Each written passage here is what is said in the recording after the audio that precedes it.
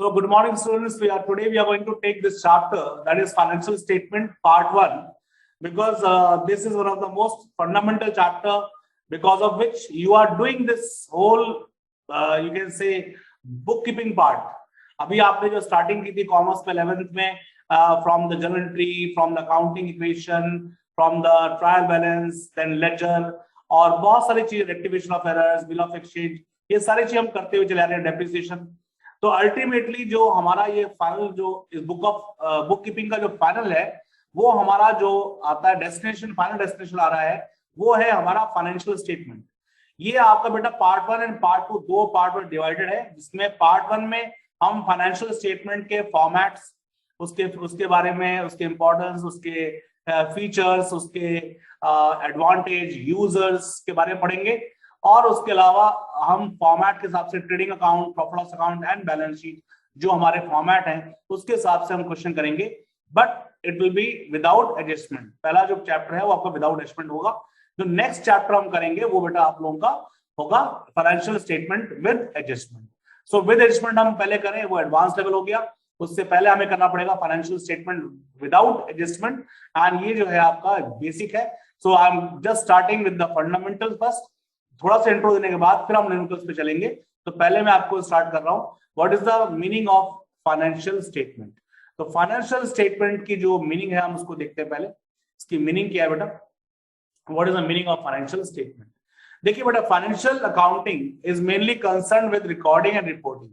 देखिए financial accounting जो हम कर रहे हैं वो क्या है, फाइनेंशियल अकाउंटिंग है, जिसके अंदर मेनली अभी तक हम क्या सीख रहे हैं बुक कीपिंग पार्ट पे। या तो हम रिकॉर्डिंग सीख रहे हैं, रिकॉर्डिंग करना, कैसे उसको रिकॉर्ड किया जाएगा, उसके बाद उसको रिपोर्ट कैसे किया जाएगा, उसको रिपोर्टिंग कैसे किया जाएगा, फाइनेंशियल मैटर को, रिपोर्टिंग ऑफ किसका, फाइनेंशियल इंफॉर्मेशन। तो जो भी हम रिकॉर्ड कर रहे हैं वो फाइनेंशियल ट्रांजैक्शंस को रिकॉर्ड कर रहे हैं। फाइनेंशियल ट्रांजैक्शन हम रिकॉर्ड कर रहे हैं, उसका बेस क्या है, उसके पीछे जो हमारा ट्रांजैक्शन हो रहा है, मींस लेन देन हो रहा है, उन सब चीजों को अलग अलग बुक्स में, अलग अलग ये कह सकते हैं जर्नरीज में हम जो लिख रहे हैं, उसका एक बेसिक फंडामेंटल ये है कि हम इसको लास्ट में क्या करेंगे, कंसोलिडेट करके देखेंगे कि कंसोलिडेट करने पे हमारे जो खर्चे हैं या इनकम है या प्रॉफिट है या लॉस है, क्योंकि एक हमें पता तो चलना चाहिए हमारे बिजनेस का परफॉर्मेंस क्या चल रहा है। तो उसको जानने के लिए एक रिपोर्टिंग सिस्टम भी हमें चाहिए। खाली रिकॉर्डिंग करने से कोई फायदा नहीं है। रिकॉर्डिंग करने के बाद उसको रिपोर्ट करना है ऑफ फाइनेंशियल इंफॉर्मेशन, किसके लिए, to the business, to the interested parties. अब इंटरेस्टेड पार्टीज कौन है इसमें, इंटरेस्टेड पार्टी तो बहुत सारे लोग हैं, क्योंकि अगर आपका बिजनेस है तो डेफिनेटली उसमें इनकम टैक्स वाले भी इंटरेस्टेड होंगे, गवर्नमेंट भी इंटरेस्टेड होगी उसके अंदर, आपके जो जीएसटी वाले हैं वो भी इंटरेस्टेड होंगे, ठीक है ना, आप अपने प्रॉफिट को लेकर इंटरेस्टेड होंगे, आपके जो एम्प्लॉइज हैं वो अगर वर्कर्स हैं, एम्प्लॉइज हैं, तो वो आपके अपने सैलरी के इंक्रीमेंट को लेकर इंटरेस्टेड होंगे कि कंपनी का कितना ग्रोथ हो रहा है, कितना प्रॉफिट बढ़ रहा है, उसके हिसाब से हमें इंक्रीमेंट कितना मिलेगा, हमें बोनसेस मिलेंगे कि नहीं मिलेंगे, तो वो भी जानना चाहेंगे आपके बिजनेस ग्रोथ के बारे में, ठीक है ना। इसी तरह से बहुत सारे कॉम्पिटिटर्स हैं, वो भी देखना चाहेंगे कि भाई आपके बिजनेस का परफॉर्मेंस कैसे चल रहा है, उनके बिजनेस के परफॉर्मेंस के हिसाब से अगर हम उसको क्या कहते हैं, एक कह सकते हैं ना, हम लोग आपस में एक एज ए कॉम्पिटिटर उसको हम देखते हैं, तो हम उसको अगर वैलिडेट करते हैं कि इसको कैसे हमारा परफॉर्मेंस है, उसके बाद उनका परफॉर्मेंस कैसे चल रहा है, इंडस्ट्री परफॉर्मेंस कैसे चल रहा है, तो उसको अगर हम इवेल्युएट करना चाहते हैं तो उसके बारे में भी हम जानकारी ले सकते हैं। ये जानकारी हमें कहां से मिलेगी, जो डाटा या जो इंफॉर्मेशन हमें प्रोवाइड किया जाएगा उससे मिलेगी, जो रिपोर्टिंग सिस्टम में होगा। सो ये सब बहुत सारी चीजें हैं, जो बहुत सारे यूजर्स हैं, बैंकर्स हैं। अगर आपको बैंक से लोन लेना है तो डेफिनेटली बैंक को आपको दिखाना पड़ेगा अपना trading account, profit loss account and balance sheet, performance के बारे में, पोजीशन के बारे में, और उन सब चीजों से आपको लोन अगर मिलना है या कोई ओवरड्राफ्ट फैसिलिटीज चाहिए आपको, तो बैंक से भी आप अवेलेबल करा सकते हैं। तो ये सारे बहुत सारे लोग आपके बिजनेस में इंटरेस्टेड हैं, खाली आप ही इंटरेस्टेड है ऐसा नहीं है। So there are a lot of people who are interested, and because of that you have to make the appropriate account।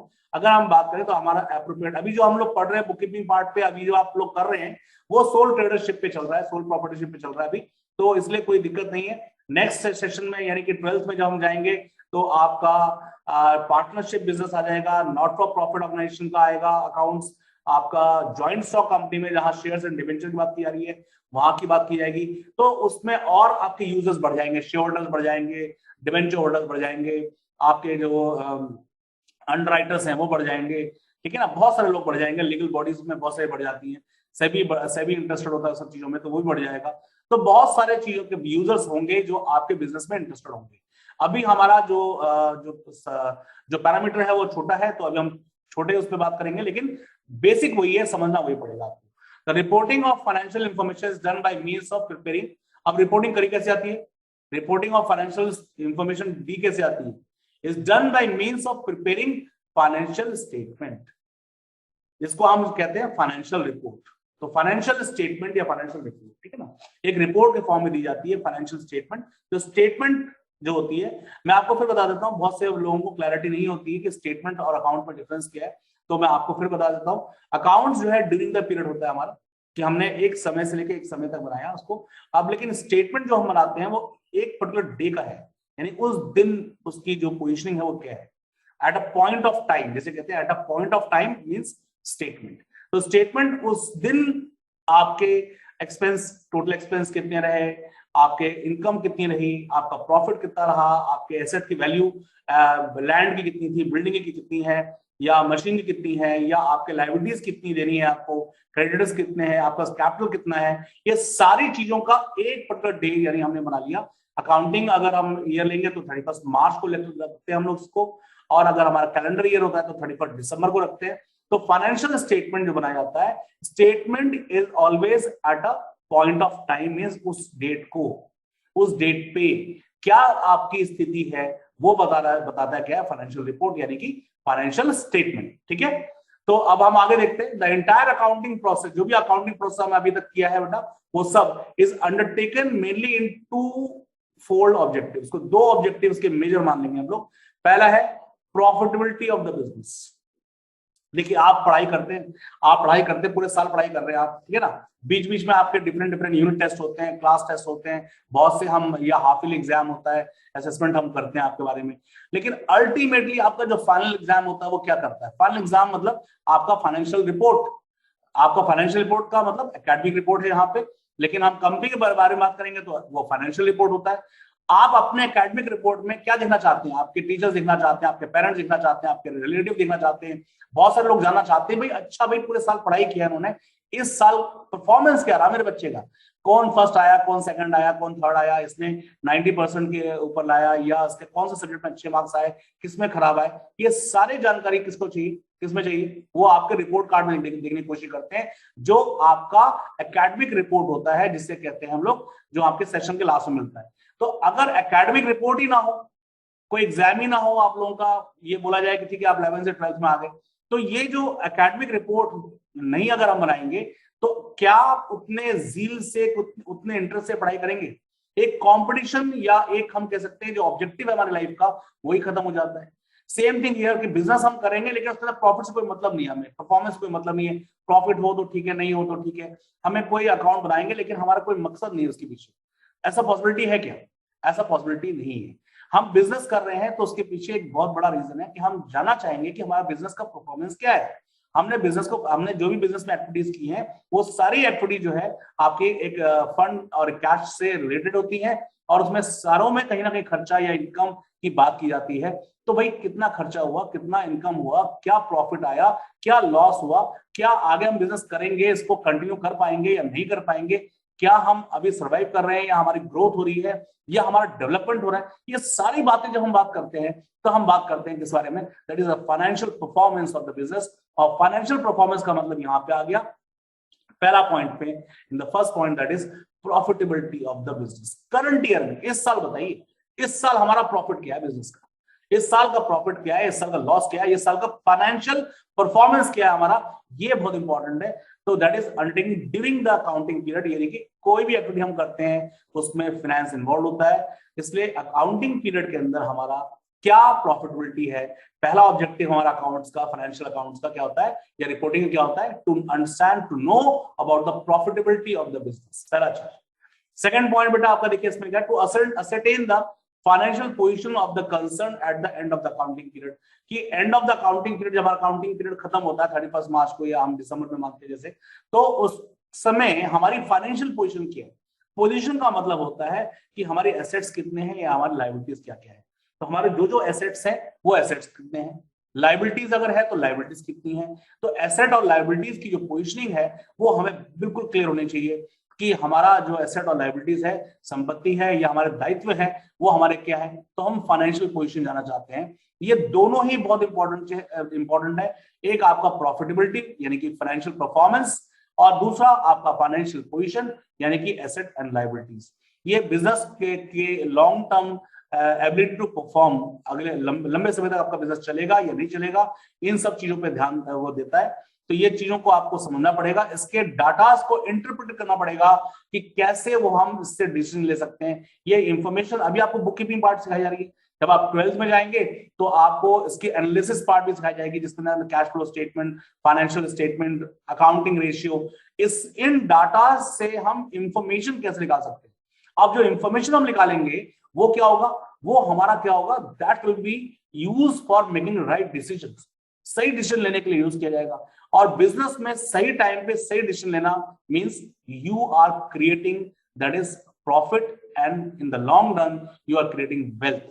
आज आप प्रॉफिट, शॉर्ट टर्म में आप प्रॉफिट क्रिएट करेंगे और लॉन्ग टर्म में वेल्थ क्रिएट कर पाएंगे अगर आप सही टाइम पे सही डिसीजन लेंगे। आज जैसे एग्जांपल, आज आपका देखिए आज बजट आने वाला है, तो बजट के ऊपर अगर आप देखें तो अभी 11 साढ़े 11 से रिप्रेजेंटेशन स्टार्ट हो गया है, but right now I am teaching. तो आज देखिएगा शेयर मार्केट में काफी उछाल या काफी गिरावट महसूस होगी आपको। कुछ सेक्टर्स आपके बढ़ेंगे, कुछ सेक्टर्स गिरेंगे। ये किस बेसिस पे हो रहा है, ये गवर्नमेंट क्या चाह रही है, गवर्नमेंट क्या बदलाव ला रही है, क्या ट्रेंड ला रही है अपने बजट के अंदर, किन किन जगहों पे डिस्काउंट दे रही है, छूट दे रही है, कहाँ कहाँ पे वो टैक्सेशन बढ़ा रही है। तो ये सारी चीजों के ऊपर बेस करके सब्सिडीज कहाँ दे रही है गवर्नमेंट, तो एक्सपोर्ट प्रमोशन के लिए क्या कर रही है गवर्नमेंट, राइट, इंपोर्ट सब्स्टिट्यूशन के लिए क्या कर रही है गवर्नमेंट, बहुत सारी चीजें हैं। ये सारी चीजें मिलके आपके बिजनेस के डिसीजन मेकिंग को इम्पैक्ट करते हैं, फर्क डालते हैं। और इसके लिए आपके पास अपनी रिपोर्टिंग, अपना डाटा एनालिसिस बहुत स्ट्रांग होना चाहिए, जिससे कि आप अपने बिजनेस को अच्छे से आगे कंटिन्यू कर सकें। चलिए ठीक है, आगे इसमें आप लोग का जो काम है वो हम देखेंगे अभी। That is therefore view to accomplish the said objective, formal reports called financial statement are prepared at the close of the accounting period. These primarily refers to two statement। अब देखिए दो स्टेटमेंट की बात की गई है इसके अंदर, जो मैं आपसे डिस्कस करूंगा। एक स्टेटमेंट जो है आपका बनेगा, फर्स्ट स्टेटमेंट जो बनेगा आपका, वो बनेगा आपका दैट इज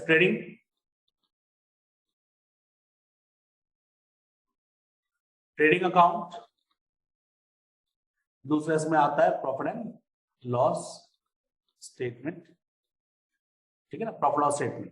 तो देखिए प्रॉफिट एंड लॉस स्टेटमेंट को हम क्या स्टेटमेंट कहते हैं, basically we call this statement as income statement. इसको हम कहते हैं income statement, income statement, income statement. Income का मतलब हो गया that is the performance of the current year, हमारा performance of the current year, यानी कि at the last we want to know what is our net profit, हमारा net profit क्या है, व्हाट इज आवर, या अगर लॉस है तो नेट लॉस क्या है, तो लॉस क्या है। तो बिजनेस हम लॉस के लिए नहीं करते, बिजनेस हम प्रॉफिट के लिए करते हैं, लेकिन हमारे बिजनेस पे कभी कभी लॉस भी हो सकता है, तो पॉसिबिलिटी है। तो दोनों चीज को समझने के लिए हमारे पास क्या होना चाहिए, we need to have that is a statement that is called trading and profit loss account या स्टेटमेंट। ये हम पहला बनाएंगे। दूसरा आपका बनता है that is as I have discussed, that is we have to see the financial position देखना है अगर हमें बिजनेस का, तो हमें बनाना पड़ेगा that is we have to take out, we have to make out what, we have to make that is balance sheet, balance sheet. तो बेटा इसमें हम बैलेंस शीट बनाएंगे। इस बैलेंस शीट को हम क्या कहते हैं, इसको हम पोजीशन स्टेटमेंट भी कहते हैं। ये स्टेटमेंट है, ये भी स्टेटमेंट है बेटा, इसको हम पोजीशन स्टेटमेंट भी कहते हैं। Position statement, financial position statement भी कहते हैं। क्यों पोजीशन स्टेटमेंट कहते हैं, क्योंकि इसके अंदर हमें जो बताया जाता है वो बताया जाता है कि हमारा एसेट्स कितना है बैलेंस शीट में, एसेट्स कितना है हमारा, ठीक है, और हमारी लायबिलिटीज क्या क्या है, लायबिलिटीज क्या क्या है, मतलब हमारा दायित्व क्या है, हमें कितना हमें लोगों को देना है, चाहे ओनर को देना है तो कितना हमें ओनर को देना है, कितना हमें आउटसाइडर्स को देना है, ये हमारा लायबिलिटी साइड आ जाएगा। जो हमें चुकाना है लोगों का as a business we have to give. And asset का मतलब हमारी संपत्ति है, तो उसमें फिक्स एसेट का पोजीशनिंग क्या है, करंट एसेट की पोजीशनिंग क्या है, इन्वेस्टमेंट अगर है तो उसकी पोजीशनिंग क्या है, इन सब का जो वैल्यूएशन हमने किया है वो वैल्यूएशन करंट में कितना है वो हम लिखते हैं, जिससे कि हम असरटेन कर सकें कि बिजनेस की फाइनेंशियल हेल्थ कैसी है। मैं दोनों की बात बहुत करूंगा मैं, इंपॉर्टेंट ये वर्ड आपके लिए बहुत नया है, इसको लिख लीजिए जरूर आप लोग, कि इन दोनों से पता चलता है कि हमारे बिजनेस का राइट, बिजनेस का क्या चीज हमें पता चलता है, बिजनेस का पता चलता है हमें फाइनेंशियल हेल्थ। फाइनेंशियल हेल्थ देखिए वर्ड मैंने इसलिए लिया क्योंकि बहुत इंपॉर्टेंट है कि अगर मान लीजिए किसी कंपनी के शेयर्स में आप पैसा लगाना चाहते हैं, किसी कंपनी को लोन देना चाहते हैं, किसी अपने फ्रेंड को लोन देना चाहते हैं, या जो बिजनेस कर रहा है, तो उससे आप ये डॉक्यूमेंट्स, उसके डिटेल्स ये मांग के देखिए, स्टेटमेंट मांगिए उससे, देखिए उसको स्टडी करिए। आपको पता होना चाहिए कि भाई मैं इसको लोन दे रहा हूं, तो पता चला कि उसने ऑलरेडी बहुत लोगों से लोन ले रखा है, उसके पास जितनी संपत्ति नहीं है, खुद का लैंड या बिल्डिंग या मशीन की कीमत जो है मान लो 10 लाख की है, और वो 20 लाख लोन लेके बैठा हुआ है ऑलरेडी, तो क्या वो आपका लोन चुका पाएगा? क्या वो आपको पैसा दे पाएगा? पता चला कि आपके पैसे भी चले गए और दोस्ती भी खत्म हो गई। तो ये चीज, ये एक सोल प्रॉपर्टीशिप में हो सकता है। ऐसी किसी कंपनी का शेयर आप जब बाय करते हैं या किसी कंपनी के लिए डिबेंचर्स हम जो लेते हैं, तो उस कंपनी में इन्वेस्ट करूं तो क्यों करूं मैं? उसके जो फाइनेंशियल हेल्थ उसके बारे में जानना जरूरी है, उसके करंट परफॉर्मेंस यानी प्रॉफिट लॉस के बारे में जानना जरूरी है, और उसके एसेट्स एंड लायबिलिटीज के बारे में जानना जरूरी है। अगर आपको बिना जाने समझे उसमें इन्वेस्ट करते हैं तो आपका पैसा डूब जाएगा। तो ये जो स्टैटिस्टिक है इसको आपको समझना पड़ेगा कि ये कितना इंपॉर्टेंट चैप्टर हमारे लिए है। और ये चैप्टर अगर आप पढ़ते हैं तो आपका जो करियर है आफ्टर 12th जो है, आपका एक करियर जो है स्टार्टअप हो जाता है। बहुत से बच्चे इसके अंदर अच्छे अकाउंट्स के लिए, या आप आपके बहुत सारे करियर 12th के बाद ओपन हो जाते हैं अगर आपको इसकी क्लैरिटी है। तो ये समझना अभी से स्टार्ट करिए। और सबसे इंपॉर्टेंट बात ये कि भले ही आप करियर के लिए ना सोचें, लेकिन लाइफ में फाइनेंस सबको चाहिए, फंड सबको चाहिए, पैसा सबको चाहिए। चाहे आप आर्ट्स के स्टूडेंट्स हो, चाहे साइंस के स्टूडेंट्स हैं, चाहे कॉमर्स के स्टूडेंट हो, हार्डली मेक्स एनी सेंस। सभी लोगों को कहीं ना कहीं इन्वेस्टमेंट करना है, सभी लोगों को पैसा अर्न करना है, अपने पैसे को सही जगह सेव करना है, इन्वेस्ट करना है। अगर वो जानकारी ही नहीं आपको मालूम उस, तो आपको नुकसान हो जाएगा। तो आपके लिए तो ब्लेसिंग है ये एज अ कॉमर्स स्टूडेंट कि ये आप चैप्टर पढ़े और आगे अपने लिए भी और अपने पेरेंट्स के लिए भी आप एक हेल्पफुल हैंड हो सकते हैं कि पापा इसमें इन्वेस्ट करिए, ऐसा करिए, ये काम करिए। और देखिए आपका बैलेंस शीट मैंने पढ़ के देखा, इसमें काफी ज्यादा ये दिक्कत आ रही है, ये दिक्कत आ रही है, ये दिक्कत आ रही है, और अगर हम ऐसा करेंगे तो हमें आगे जाके ये बेनिफिट मिलेगा। ये चीज आप अपने पेरेंट्स को भी एज अ गाइड कर सकते हैं आफ्टर स्टडिंग दिस चैप्टर। चलिए लेट्स स्टार्ट फर्दर। तो मेरे ख्याल से आप लोगों को क्लियर हो चुका होगा कि फाइनेंशियल स्टेटमेंट क्यों बनाते हैं। हमने बुक कीपिंग का जो लास्ट में जो जस्ट है, जो कोर है, वो ये है कि हमें लास्ट में फाइनेंशियल स्टेटमेंट बनाना है, जिससे कि, और फाइनेंशियल स्टेटमेंट में क्या आ रहा है, ट्रेडिंग प्रॉफिट लॉस अकाउंट आपका पार्ट 1 आ गया, दैट इज इनकम स्टेटमेंट। जैसे मैंने बताया आपको, इनकम स्टेटमेंट है जिससे आपको नेट प्रॉफिट या नेट लॉस के बारे में पता चलता है। अगर बिजनेस में नेट प्रॉफिट या नेट लॉस के बारे में जानकारी नहीं है आपको, जिस व्यक्ति को अपने बिजनेस के inflow and outflow of funds के बारे में जानकारी नहीं होगा, वो सही बिजनेसमैन हो ही नहीं सकता। तो in that case we need to have this kind of statement. Second आपका जो आ गया, बैलेंस शीट आ गया। तो बैलेंस शीट का मतलब पोजीशन स्टेटमेंट है। तो पोजीशन स्टेटमेंट का मतलब हर व्यक्ति की पोजीशन होती है, वैसे ही हर बिजनेस की एक पोजीशन होती है। अगर एक अच्छा बिजनेस, लॉन्ग टर्म बिजनेस चाहते हैं आप, तो उसकी पोजीशन को समझिए। हो सकता है अभी वो इतने प्रॉफिट नहीं कमा रहा हो, लेकिन उसका पोजीशन अगर स्ट्रांग है तो आगे वो लंबे प्रॉफिट का जो है हो सकता है बिजनेस, जिसको हम मल्टी बैगर शेयर्स भी कहते हैं कभी कभी। तो वो क्या होता है, आपको करोड़पति बना सकता है। अगर आज से छोटी जगह पे आपने लगाया पैसा, पहले छोटी कंपनी में लगाया, लेकिन बाद में बड़ी कंपनी बनती है, तो वैसे लोग काफी पैसा कमाते हैं। आपको मैं बता दूं, एग्जांपल देता हूं कि इन्फोसिस जब आपकी लाई गई थी इन 80s में, तो इन्फोसिस ने जितना शेयर कैपिटल मांगा था उससे कम लोगों ने सब्सक्राइब किया था, उससे कम सब्सक्राइब किया था। और उसके बाद आज इन्फोसिस आप देखिए, जिन लोगों ने 15 साल 20 साल इन्फोसिस में पैसा लगा कर रखा अपना, वो सब करोड़पति बन गए, सब करोड़पति बन गए। उनकी कंपनी के लोग जो है करोड़पति बन गए। यहाँ तक कि आज अभी भी देख लीजिए शेयर्स उसका कितना हाई चल रहा है। तो ये जानकारी आपको मिलना और होना बहुत जरूरी है, चाहे आप इसको लाइक करें या ना लाइक करें, आपको जानकारी चाहिए। ठीक है, नेक्स्ट हम लोग चल रहे हैं बेटा, दैट इज इसके ऑब्जेक्टिव समझ लेते हैं, इसका इंपॉर्टेंस समझ लेते हैं, क्यों, इसका पहले उद्देश्य क्या है, इसका what is the objective, what is the prime aim of this chapter, क्यों कर रहे हैं हम चैप्टर को, वो समझते हैं। कट शॉर्ट करूंगा मैं, जल्दी जल्दी बताऊंगा आपको मैं। The objective of financial statement is to provide information about the financial position. मैंने बताया था इंफॉर्मेशन देना किसके बारे में, आपके फाइनेंशियल पोजीशन के बारे में, परफॉर्मेंस के बारे में, कैसे परफॉर्म आप कर रहे हैं उसके बारे में, चेंजेस इन फाइनेंशियल पोजीशन, आपके फाइनेंशियल पोजीशन में चेंजेस क्या आ रहे हैं इसके बारे में। तीन इंपॉर्टेंट बात बताई इन्होंने, देखिए प्रोवाइड क्या करना, इंफॉर्मेशन प्रोवाइड करना। इंफॉर्मेशन देना किस बारे में, आपकी फाइनेंशियल पोजीशन कैसी है, आपका परफॉर्मेंस कैसा है, और आपके चेंजेस इन फाइनेंशियल पोजीशन क्या है। फाइनेंशियल पोजीशन हमेशा जैसे रहेगी ऐसा नहीं होता।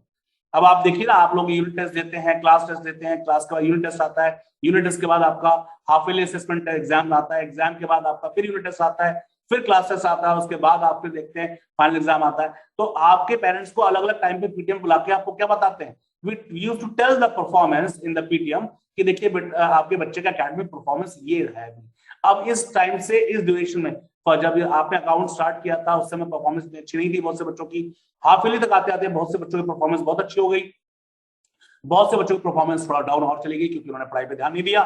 जिन्होंने ध्यान दिया उनकी परफॉर्मेंस अच्छी चली गई, जिन्होंने और ध्यान दिया उसके बाद उनकी परफॉर्मेंस और अच्छी होकर आ गई फाइनल एग्जाम तक। ये जो चेंजेस हैं आपके कहते हैं फाइनेंशियल पोजीशन में, ऐसे बिजनेस का भी फाइनेंशियल पोजीशन है, उसमें भी चेंजेस होते हैं जो आपके क्वार्टरली बेसिस पे, हाफ ईयरली बेसिस पे, एनुअल बेसिस पे हम देखना चाहते हैं और देखते जाते हैं, और उसके बेसिस पे हम अपना डिसीजन भी बिजनेस का ले सकते हैं। आपने जब आपने स्टार्टिंग में आपने देखा कि मेरी परफॉर्मेंस बहुत अच्छी नहीं आई, पेरेंट्स आपके आए, उन्होंने फिर डिस्कस किया आपके साथ, टीचर ने डिस्कस किया, तो अगर आप समझदार हैं उसके लिए, तो आप क्या करेंगे, आपका जो एकेडमिक परफॉर्मेंस खराब था उसको आप अच्छा करने के लिए आप क्या करना चाहिए, उसके सोल्यूशन में जाएंगे और मेहनत करेंगे और अपने आप को और अच्छा करने की कोशिश करेंगे। अगर लेकिन आप जानते ही नहीं है, मेरे परफॉर्मेंस के बारे में कोई रिजल्ट ही नहीं है, कोई क्लास टेस्ट नहीं है, कोई असेसमेंट ही नहीं हो रहा, तो आपका एकेडमिक जब असेसमेंट होगा ही नहीं, कोई स्टैंडर्ड ही नहीं है किसी लेवल पे, तो हमने परफॉर्म अच्छा किया या कम किया, तो हमारे पास कोई असेसमेंट नहीं है, कोई पैरामीटर नहीं है अपने आप को देखने के लिए, तो हम कुछ भी करेंगे हमें लगेगा हम बहुत अच्छा कर रहे हैं, ultimately you land up in nothing. आप कहीं भी कुछ स्टैंड नहीं कर पाएंगे, आपको कुछ समय में लास्ट में नहीं आएगा करना क्या है।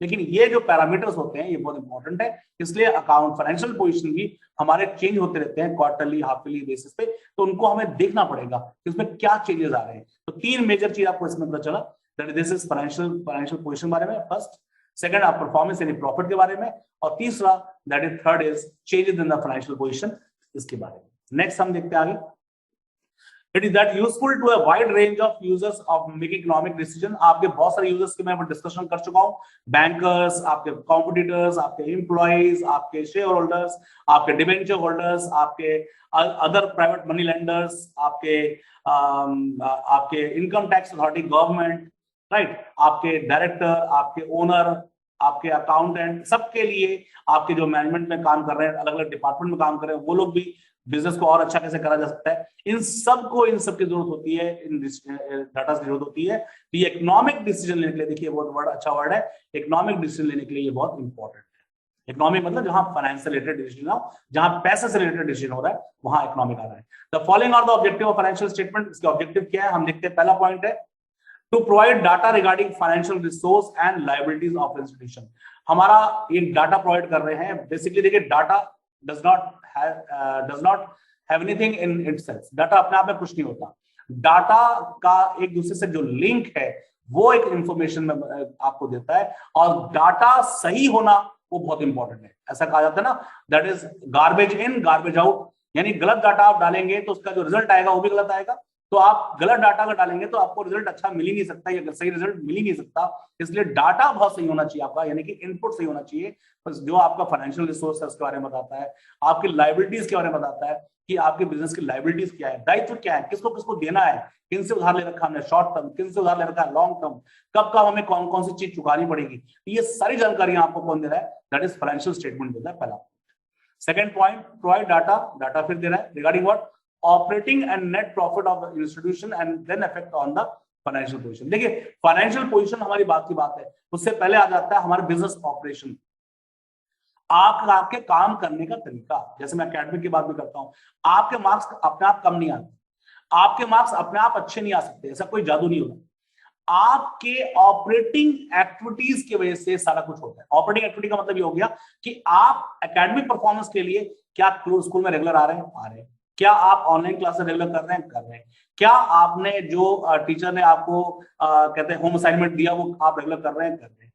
अगर ये सारी चीजें जब आप करेंगे, एक प्रोसेस को फॉलो करेंगे, एक सिस्टम को फॉलो करेंगे, डाउट सेक्शन आप ले रहे हैं कि नहीं ले रहे हैं, आपने क्वेश्चंस या आपके क्वेरीज हैं कि नहीं है, अब इन सब सिस्टम को फॉलो करेंगे, एक प्रोसेस को फॉलो करेंगे, एक सही प्रोसेस को, तो ऑटोमेटिकली क्या होगा, आपका जो रिजल्ट आएगा वो अच्छा है ना, the probability of getting a good result will be more. लेकिन होता क्या है, अब आपने ऑपरेशन में ध्यान देनी, आप सोच रहे हैं कि सिर्फ रिजल्ट अच्छा आ जाएगा हमारा, हमारा ऑपरेशन कैसे भी हो, हम कैसे भी पढ़े ना पढ़े, ऑनलाइन क्लास आज अटेंड कर लिया, कल अटेंड नहीं किया, फिर 4 दिन बाद फिर अटेंड कर लिया, इससे आपको शॉर्टकट से बेनिफिट मिलने वाला नहीं है। ऐसे बिजनेस में भी होता है। तो बिजनेस की फाइनेंशियल परफॉर्मेंस एक दिन में नहीं आती, उसको रोज देखना पड़ता है। You have to assess on a daily basis, you have to retrospect on the daily basis. आप लगातार उसको देखना पसंद करते हैं कि कैसे कैसे कैसे कैसे काम चल रहा है, हमारा रोज का काम कैसे चल रहा है। अगर उस प्रोसेस पे ध्यान दिया, उसको स्ट्रीमलाइन किया आपने, तो ऑटोमेटिकली आपका सर्वाइवल से आपका प्रॉफिट आएगा, प्रॉफिट के बाद आपका ग्रोथ आएगा, and this way you are going to improvise day by day. आपका ग्रोथ आएगा, डे बाय डे आप इंप्रूव करेंगे। तो ये क्या हो गया, ये तभी हो सकता है, आपका पोजीशन तभी अच्छा आ सकता है जब आप किस पे ध्यान दें, इस वर्ड पे, दैट इज ऑपरेशन, ये ऑपरेटिंग। तो आपका बिजनेस ऑपरेटिंग कैसे हो रहा है उसके ऊपर ध्यान दिया जाएगा, इसलिए फाइनेंशियल स्टेटमेंट इंपॉर्टेंट है। ऑब्जेक्टिव्स का ही हो गया। थर्ड पॉइंट देखेंगे, to present true and fair view of an enterprise. मैंने आपसे क्या कहा कि अगर आपका report card, academic report card आपके बारे में सही जानकारी नहीं देता कि आप एक्चुअल में समझते हैं चीजों को, कि खाली चीटिंग करके मार्क्स ले लिया आपने, बहुत से लोग होते हैं थोड़ा चीटिंग कर लेते हैं इधर से, मार्क्स आ गए, क्या वो आपको वाकई नॉलेज दे रहा है? No, it is not giving you knowledge. तो वो नॉलेज जब आपको मिल ही नहीं रहा तो उसको आप अप्लाई कर नहीं सकते अपनी लाइफ में। इसलिए आप देखिए, अभी भी आप देखेंगे बहुत सारे इंजीनियर्स हैं, बहुत सारे इंस्टीट्यूशन से पास तो हो गए वो इंजीनियरिंग डिग्री लेके, लेकिन आज भी उनको 10-10 हजार रुपए की जॉब के लिए भागना पड़ रहा है। क्यों? Because they don't have the knowledge in them, they don't have the skill orientation in them, they don't have the quality input in them. जब उनके अंदर क्वालिटी इनपुट है ही नहीं तो वो आउटपुट कैसे जनरेट कर पाएंगे? ज्यादा नहीं कर सकते। सेम थिंग इज हियर कि हमें अपने जो स्टेटमेंट है, फाइनेंशियल स्टेटमेंट है, वो हमारे बिजनेस के बारे में बिल्कुल ट्रू एंड फेयर व्यू देना चाहिए। अगर ट्रू एंड फेयर व्यू देगा तो हम समझ पाएंगे कि what standard we are right, किस स्टैंडर्ड पे हम लोग हैं, और आगे हमें कौन से ऑब्स्टिकल्स, कैसे हम आगे जाके अपने उन जो दिक्कतें हैं उसको हम दूर करेंगे, और उसके बाद हम उसको ओवरकम करके अपना एक अच्छा बिजनेस को स्टैंड करा पाएंगे। तो ये फेयर एंड ट्रू व्यू होना जरूरी है। अगर ये नहीं है तो आपको टेक्निकल दिक्कत भी आ सकती है, लीगल दिक्कत भी आ सकती है। लीगल दिक्कत कैसे आ सकती है भाई? इनकम टैक्स वाले आप लोग आपको पकड़ लेंगे कि आपने मैनिपुलेट किया इसके अंदर, है ना। आपको जीएसटी वाले पकड़ लेंगे। अभी देखिए कानपुर में बहुत बड़ा केस हुआ था, 250-300 करोड़ रुपए लोगों के मिल रहे थे, खाली जीएसटी की वजह से था। और जीएसटी कहाँ का बिल कहाँ पकड़ा गया, वो वहां से गड़बड़ हुआ, वहां से देखते देखते देखते उन्होंने सब पकड़ा। तो अल्टीमेटली जब छापा पड़ा तो पता चला कि 250 करोड़ 300 करोड़ की बात हो रही है वहां पे, तो इतना ब्लैक मनी था वहां पे। तो ये सारी चीजों के बारे में अगर आपने ट्रू एंड फेयर नहीं रखा अपने आप को, तो आने वाले टाइम में सर्वाइव करना मुश्किल है। ये आपका थर्ड पॉइंट। फोर्थ पॉइंट बेटा, to provide information about the financial position of an enterprise. मैंने आपको बताया था कि एक फाइनेंशियल पोजीशन, देखिए मैं आज पे कहूंगा, मैं आज आप एसेस करिए what is your position. Position का मतलब आज आपकी एकेडमिक पोजीशन क्या है, आज आपकी एकेडमिक स्टैंडिंग क्या है, आप वाकई आप कॉन्फिडेंट है अपने सब्जेक्ट में जो पढ़ रहे हैं, क्या आपने वाकई वो चीज लिया है जो आपने किया, जो आपको करना चाहिए था, ठीक है ना। क्या आप उसका बेनिफिट पूरा ड्राइव कर पा रहे हैं जिसके लिए आपने इस स्कूल में एडमिशन लिया। मैं इसलिए कहना चाहता हूं क्योंकि उसके पीछे भी एक कॉस्टिंग है, यानी आपके पेरेंट्स ने फीस लगाया है। अब आप कॉमर्स के स्टूडेंट हैं, अगर आपको ये पता नहीं कि हमारे इतना पैसा इन्वेस्टमेंट हुआ है, उस इन्वेस्टमेंट को ही अगर आप अच्छा रिटर्न ऑन इन्वेस्टमेंट नहीं बना पाते तो आप अच्छे कॉमर्स स्टूडेंट हो ही नहीं सकते। तो अच्छे कॉमर्स स्टूडेंट होने के लिए क्या है, उसकी बेनिफिट को हम ड्राइव कर रहे हैं कि नहीं कर रहे हैं। तो ये सब चीजें जो है financial position of the enterprise भी आपको बताता है कि हमारा पोजीशनिंग, हमने जो बिजनेस स्टार्ट करा था उसकी पोजीशनिंग आज क्या है। अगर वो पोजीशन क्लियर हो जाएगी तो आगे की पोजीशन डिसाइड करना और वहां पहुंचना हमारे लिए आसान हो जाएगा। बिना किसी बेंचमार्क के, बिना किसी स्टैंडर्ड के आगे के लिए फ्यूचर कोर्स ऑफ एक्शन तैयार बनाना या प्लानिंग करना इज नॉट पॉसिबल। ठीक है, ये ध्यान रखिएगा, वो हाइपोथेटिकल हो जाएगा, वो पॉसिबल नहीं। लास्ट पॉइंट बेटा इसका, to provide base for future planning. एक बेस दे रहा है आपको किसके लिए? फ्यूचर प्लानिंग के लिए। फ्यूचर प्लानिंग का एक बेस दे रहा है आपको। देखिए मैंने अभी बताया आपको कि आप प्लान तब कर सकते हैं जब आपको पोजीशन पता हो। आज आपकी करंट पोजीशन आपको पता नहीं है ना, आप सोच रहे हैं कि मैं जाके जो है I can become Bill Gates. तो ठीक है, बिल गेट बनने में कोई जादू नहीं हो सकता, आपको मेहनत तो करनी पड़ेगी, ठीक है ना। आप किसी भी जो आज के में जो बहुत अच्छे बिजनेस टाइकून्स हैं उनके बारे में अगर पढ़ें तो उनके बारे में आपको पता चलेगा कि they have started with very less amount, but they have only started with their knowledge and skills, वो उन्होंने बहुत कम अमाउंट से गैराज से स्टार्ट किया चीजों को, ठीक है ना। बहुत से लोग ने ऐसी जगह से स्टार्ट, रेंटल अपार्टमेंट से स्टार्ट किया, and they become the world wide phenomena. आज वर्ल्ड के रिचेस्ट लोगों में से उनका नाम है। क्यों नाम है? ऐसे नहीं हो जाता। उसके पीछे एक प्रोसेस है, उसके पीछे एक थिंकिंग है, उसके पीछे एक एनालिसिस है, एनालिटिकल्स है। उन चीजों को उन्होंने इंटरप्रेट करना सीखा, डाटा को कैसे हम आगे बढ़ेंगे, और ऑब्जेक्टिव एंड गोल डिसाइड करना, रिटर्न गोल डिसाइड करना इज वेरी इंपॉर्टेंट। वही क्या करते हैं, आप इसे गोल डिसाइड कर सकते हैं कि ठीक है, इस साल मेरा कंपनी का टर्नओवर ये रहा, अगले साल मेरे कंपनी का टर्नओवर ये रहेगा, तो अपने आप टर्नओवर बढ़ होना जाएगा। उसके लिए आपको मैन पावर लगाना पड़ेगा, उसके लिए आपको और पैसे लगाने पड़ेंगे, आपको और मशीन लगानी पड़ेगी, और प्लांट लगाना पड़ेगा, अपने मार्केटिंग नेटवर्क को बढ़ाना पड़ेगा, अपने प्रोडक्ट को बढ़ाना पड़ेगा, आपके सर्विसेज बढ़ानी पड़ेंगी। ये सब करेंगे तभी तो आप जहां 10 लाख कमा रहे हैं वहां से 50 लाख कमाएंगे। तो 10 से 50 लाख जादू नहीं हो सकता, उसके लिए आपको इनपुट लगाना पड़ेगा। तो ये सब चीज किससे बेस करेगा कि जब हम आपके फाइनेंशियल पोजीशन को, आपके परफॉर्मेंस को इवेलुएट करें सही एंड ट्रू एंड फेयर वे से, और उसके बाद फ्यूचर प्लानिंग करें, तो ये आपको हेल्प करता है। It give the base to you, ये आपको एक जमीन देता है, बेस देता है for the future planning. That is very very important. ये यहाँ पे इसको दे रहा है। तो we have covered this topic, that is objective of financial statement.